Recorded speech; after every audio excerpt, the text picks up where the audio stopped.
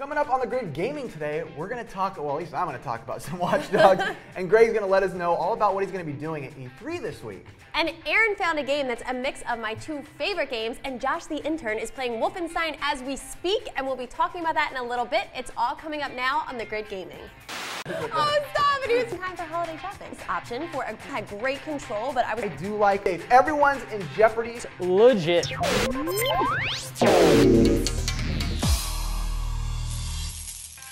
Hey, what's up, Grid Gamers? I'm Aaron Stapish, and I'm here with my friend Elizabeth. Oh, stop it! He was supposed to say my favorite person in the world. I wrote that. Hey guys, I'm Elizabeth Panos, and I'm going to get you started with some news updates. Halo 5 isn't out until 2015. However, Halo the Master Chief Collection is bringing all 4 Halo games to Xbox One. For $60, you get all 4 games plus a look into Halo 5. The collection will be available November 11th, just in time for holiday shopping. I'm really excited about this one. Dance Central Spotlight is coming to Xbox One, so even though Kinect is no longer mandatory with the Xbox One, if you have one or want to pick one up, you can check this out. The new dance game includes more routines and a fitness option for a great workout coming this September 2014. And yes, I will definitely be doing Twitch to that one. Forza Horizon 2 is coming soon, and the graphics look just as beautiful, if not more so, as the first Forza. There's crazy sick lighting, the cars are very detailed, showing water droplets and wet roads as you power slide around corners. The multiplayer works really quick with one button instead of waiting like forever in the lobby. I felt like the original had great control, but I was a little bored, so I'm excited to try out Forza 2 to see what extra exciting elements they added to it. Microsoft has already had its conference this morning at E3, and they started it out with a Call of Duty Advanced Warfare live demo. It was apparently a crazy and loud demo, which is not much different from things around here with us all running around screaming YOLO every day. But Greg is going to give us an inside scoop of what he's going to be checking out at E3 over the next few days. Thanks, Elizabeth. Welcome to my little corner over here, and we are going to be talking about E3. Now, in case you guys haven't gone through the whole E3 business before, I'll tell you what's going on. We know you've been there, but I'll show you guys. So, Monday, which is today, we have a lot of the media conferences. So that means Sony, Nintendo, EA, Ubisoft, Microsoft, all tell everybody what's going on. What can we play this week at E3? The next 3 days, the next 3 days, we actually get to go onto the show floor, we get to play the games, we get to get a hands-on and see exactly what's going on. So, what happened today? Well, we're going to be talking about it a little bit more later on. Aaron and I are going to give you an in-depth look at what people have talked about. But today, in the morning, we started with Microsoft. They talked about all games, which is fantastic. We don't have to hear anything about this is what Kinect does, this is what Kinect does, blah, blah, blah. Then we moved on to EA. A lot of sports games, of course, we know EA does their sports thing. But they had some more interesting things, so we'll show you those. Ubisoft is coming up. Tonight will be Sony, but since it's happening later on, we're going to do that in the morning as well as Nintendo. But tomorrow, I am actually going to be on scene, so you'll be able to see exactly what happens. I'm going to be playing games, talking to people. Let's take it back to the studio, guys. E3 happiness. Hey, look, it's me all by myself, giving you guys a first look at Watch Dogs. I did play the game. Now, I only played it for about 30 minutes or so for all of you hardcore Watch Doggers out there.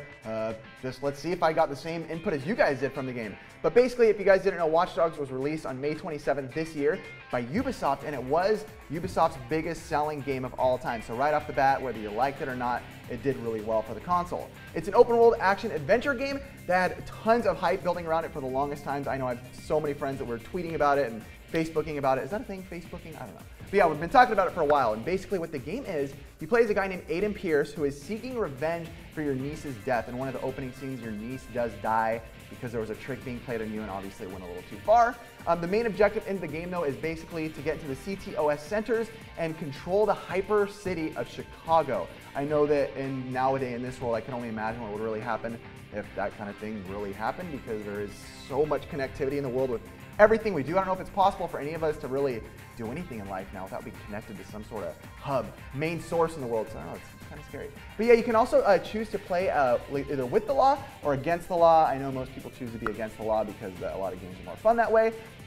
Also, the game is a third-person view, which I do like. A first-person game like this, which is when the game's very open world, I feel like would kind of hold the game back. I feel like I don't have as much openness when I'm only seeing my gun or my hand or my phone in a game like this.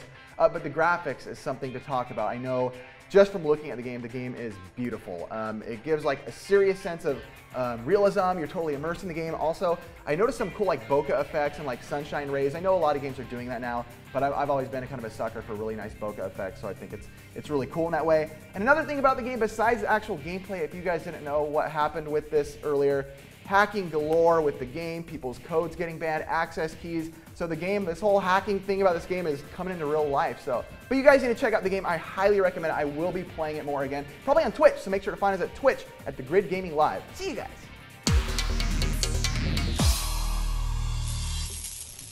So I love how Aaron's been telling me lately to stop talking about Pac-Man, and then he finds me a game to play called PacMan Monster. Well, listen, when I saw this game in the App Store, normally when I see Pac-Man clones, I'm like, all right, Elizabeth's beat the head on these kind of games. But it didn't look like a Pac-Man game, but it looked well done. So I just picked it because Pac-Man's name was in it for you. Okay. I'm trying to be nice to you. Well, I do actually appreciate it because I did like it. It's a mix of like Pac-Man and Spirit Stones, which is another game that I love. So it was by, I think it was by Gree Inc. I don't remember. That's your call. Yeah. Anyway, it's a puzzle game, and you swipe to eat pellets to kill the bad guys. And it tells you like how many of each color pellet that you need to kill the enemy. And then you can go on like different quests and stuff like that. I love the sound effects because after...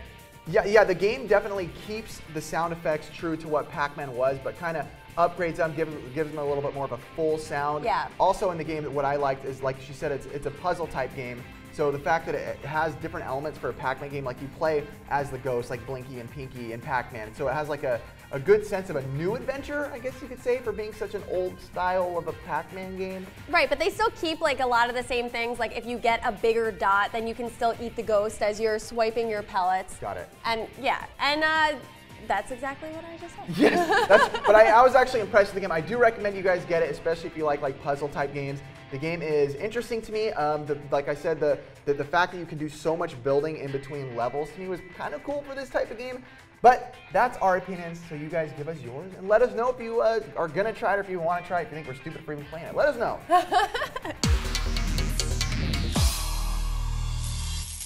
All right, so the next game I played is a game called Overkill Mafia, and it was developed by Crane Ball Studio. And it was literally developed a day ago. It was put out 1 day ago. So when I found the game, one of the reasons I put the game that I picked the game is the graphics. When I looked at it, the screenshots, the game looked cool. It has like a sense of like noir, film noir, like Sin City. Yeah, but you play the game as like a hero looking to prove yourself as a new and upcoming leader on the streets because they are no longer safe. Everyone's in jeopardy, and you play in Chicago. I like that. A lot of games lately are like given Chicago as the scary place. What's wrong? Like, no developers don't like Chicago anymore or what? Yeah. Well, I love how we heard on the radio out here in California how like Philly's like the scariest place. So I'm surprised they didn't do that. But yes. Philly is quite scary. No, I'm just kidding. But one of the, besides the fact that the game is like that super cool film noir style, I like that it kept that style during the game and not just in the cutscenes. Some games will really impress us with like cutscenes, and then you go to the actual game and you're like, wow, this looks like Donkey Crud. So I was like really sure it was good, yeah. But the game is played from a first-person view, and it's pretty cool. But the only thing that I kind of dislike about that first-person view is that it's just your gun moving. It's not your body. You can't shift your body left or right. It's only the gun. I wish that you could see where you were, because then when they shoot at you, I wanted to like hide, but I couldn't like see myself to like hide from when they're like attacking you. Yeah, you couldn't do any like ducking type moves or anything. So you're kind of out in the open, which kind of makes it lose a little bit. Just getting shot at. Yeah, that's it, yeah. But the guns are actually really fun to mess with because they're all like 1920 guns. So it's like, I play a lot of games. I played like World at War, which is older style games, but I love games where you can kind of upgrade old style guns because I don't know that much about guns. So when I can like upgrade them in games and they're old guns, making me feel new, I like it a lot. So thank you, Overkill Mafia. And you guys should try it. Definitely give the game a download. It's definitely, I definitely had fun playing it. I wasn't bored. So give it a try. What's up, guys? It's Josh, and I just got the chance to play Wolfenstein: The New Order, which honestly was awesome. The people over at IGN gave the game a 7.8, but the community gave it an 8.8, which means we like it better. I'm personally going to give it a little bit higher towards the 8 level because I thought it was legit. The game is a running series that started in 1981 with a game called Castle Wolfenstein. It looks like we've been fighting Nazis for decades now, and that's kind of scary. So the game actually has a history twist where the Nazis won World War II, which is really weird, and we need to stop fighting Nazis. What the heck is up with that? Anyways, the whole objective is to kill Nazi scum and destroy the overlords. But the coolest part of the game for me was the giant robots.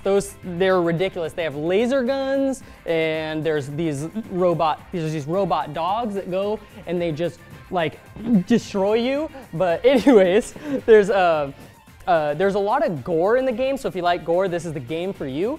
And basically, there's some funny deaths, so if you stab somebody, their head explodes. That was the weirdest part for me, but I thought it was rad. Anyways, we're gonna get back to Elizabeth and Aaron for some more game news, and make sure to follow me at GridJosh because I have no friends. All right, I had a complete and total Elizabeth moment with this game. Aaron knows this. All right, I have to find this screen. It's called Bill Kill 'Em by Chilingo, and I get to the opening screen, and I'm sitting there thinking that I had to like watch videos for coins for points to be able to play the game, and I'm only getting 2 coins per video, and it said like 40 at the top, but that was really just for his shoes, like an extra thing. Yeah, but she spent wait, time this is what the screen looks like. Can we see this? All right, this is the screen.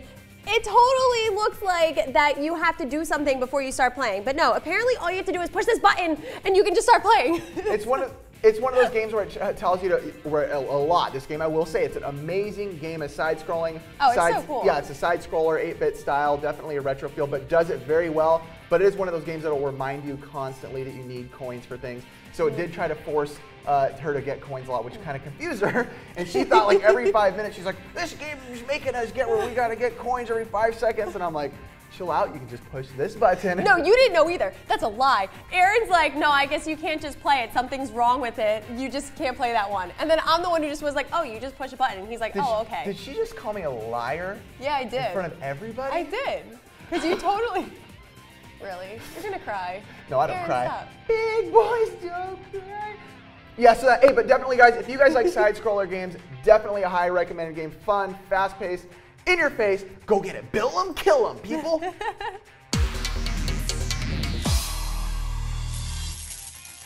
Hey, so thank you guys so much for joining us here on the Grid Gaming. We have fun with you guys, and we hope you guys are enjoying so far everything we're doing. Yeah, so talk to us online. We're on all the social media stuff, so say hi. We love talking to you guys. And Twitch.